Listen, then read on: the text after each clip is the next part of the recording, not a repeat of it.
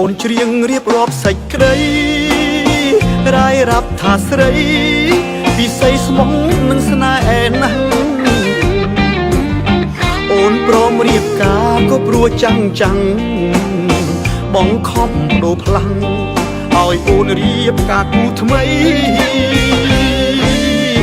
វាចាំងកំរិលពេកណាស់ទៅហើយអោសង្សារអើយមិនបាច់អូនប្រឹងបំភ្លៃបើជ្រឹងយកគេរៀបការចុងថ្លៃតែសូមចិត្តស្រីកុំក្រឡៃដាក់ចាំងទុំបងដឹងបងក្រគេមានដល់ក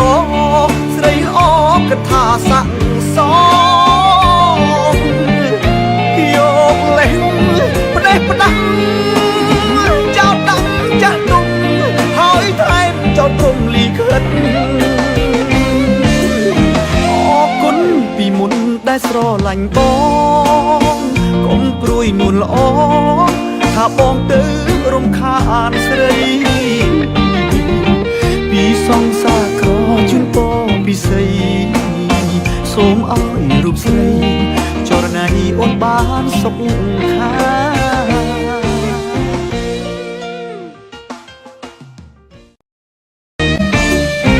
បងឮអូនច្រៀងរៀបរាប់សេចក្តីរាយរាប់ថាស្រីពិសីស្មុំនឹងស្នេហ៍ណាស់អូនព្រមរៀបការក៏ព្រោះចាំងបងខំដូរផ្លាំងឲ្យអូនរៀបការគូថ្មីវាចាំងកំរិលពេកណាស់ទៅហើយអោសង្សារអើយមិនបាច់អូនប្រឹងបំភ្លៃបើជ្រឹងយកគេរៀបការចុងថ្លៃតែសូមចិត្តស្រីកុំក្រឡៃដាក់ចាំងទុំបងដឹងបងក្រគេមានដល់កស្រីអកថាស័ក្តិសម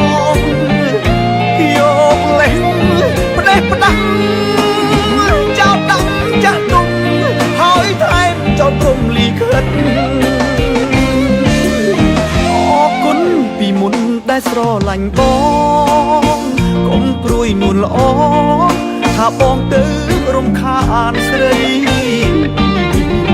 ពីសង្សារក្រជូនពរពិសីសូមឲ្យរូបស្រីចរណៃអូនបានសុខខា